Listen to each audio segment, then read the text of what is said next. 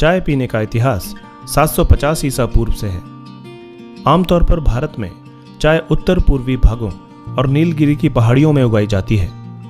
आज भारत दुनिया में चाय का सबसे बड़ा उत्पादक है, जिसमें से 70% की खपत अकेले भारत में ही होती है। क्या आप जानते हैं कि हजारों साल पहले भारत में बौद्ध भिक्षुओं ने चाय का इस्तेमाल औषधीय कार्यों के लिए किया था? इसके पीछे एक बहुत ही दिलचस्प कहानी है। दरअसल भारत में चाय पीने की परंपरा 2000 साल पहले एक बौद्ध भिक्षु के साथ शुरू हुई थी। बाद में ये बौद्ध भिक्षु जैन धर्म के संस्थापक बने और इन्होंने 7 साल की नींद को त्याग कर जीवन के सत्य को जाना और बुद्ध की शिक्षाओं पर विचार करने का फैसला किया। ये बौद्ध भिक्षु जब अपनी तपस्या की 5वें साल में थे तो इन्होंने झाड़ियों में से कुछ पत्ते लिए और उन्हें चबाना शुरू कर दिया। इन पत्तियों ने उन्हें पुनर्जीवित रखा और उन्हें जागते रहने के लिए सक्षम बनाया।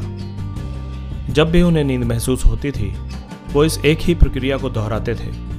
इस तरह से वे 7 साल तक चली अपनी तपस्या को पूरा करने में सफल रहे। और आश्चर्यजनक बात यह है कि ये कुछ और नहीं बल्कि जंगली चाय के पौधे की पत्तियां थीं। इस तरह से चाय भारत में प्रचलित हो गई और स्थानीय लोगों ने जंगली चाय के पौधों की पत्तियों को चबाना शुरू कर दिया।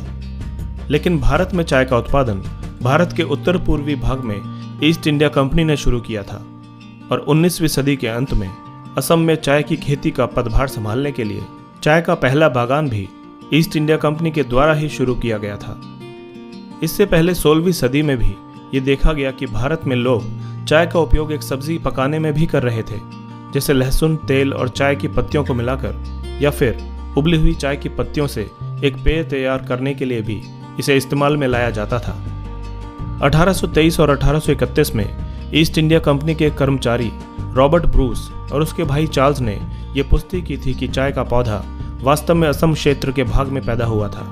और उसके बाद कोलकाता में नव स्थापित बॉटनिकल गार्डन के अधिकारियों को इसके बीज और पौधों का नमूना भेजा गया। लेकिन ईस्ट इंडिया कंपनी के पास चीन के साथ चाय का व्यापार करने का अधिकार था, इसलिए उन्होंने चाय उगाने की प्रक्रिया को कार्यान्वित नहीं किया और समय तथा पैसा बर्बाद नहीं करने का फैसला किया।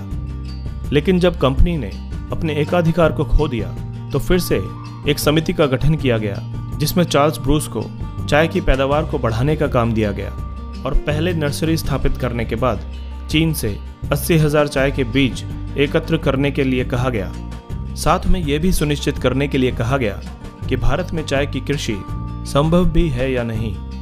अंत में ये बीज बॉटनिकल गार्डन में लगाए गए और वहां पोषित किए गए। इस बीच असम में चार्ल्स ब्रूस ने मौजूदा चाय के पेड़ों की छटाई कर नए विकास को प्रोत्साहित करने के लिए भूमि में बागानों को तैयार किया और देसी झाड़ियों की पत्तियों के साथ प्रयोग करके काली चाय का निर्माण करने का साहस किया।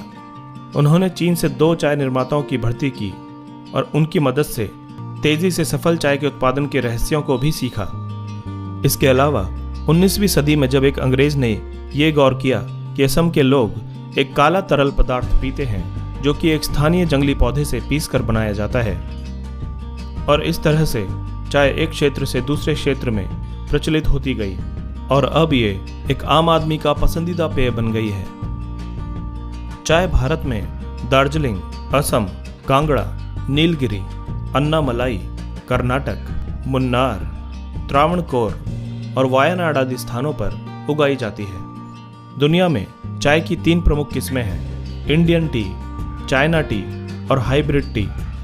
इन चायों की किस्मों से ही चाय के विभिन्न प्रकार जैसे ग्रीन टी, वाइट टी और हर्बल टी आदि उत्पादित होते हैं। कमाल की बात यह है कि भारत चाय का इस्तेमाल अब स्वास्थ्य कैप्सूलों को बनाने के लिए भी कर रहा है। चाय पॉलिनाइज्ड काली चाय, हरी चाय और उलांग चाय से प्राप्त किए जाते हैं और ये न्यूरो डिजेनरेटिव रोगों जैसे अल्जाइमर और पार्किंसन आदि को रोकने में और कैंसर, दिल की बीमारियों का मुकाबला करने में भी प्रभावी होते हैं। ये पॉलिनाइड्स पेय पदार्थ सौंदर्य प्रसाधनों, खाद्य परिरक्षकों आदि में भी प्रयोग होते हैं।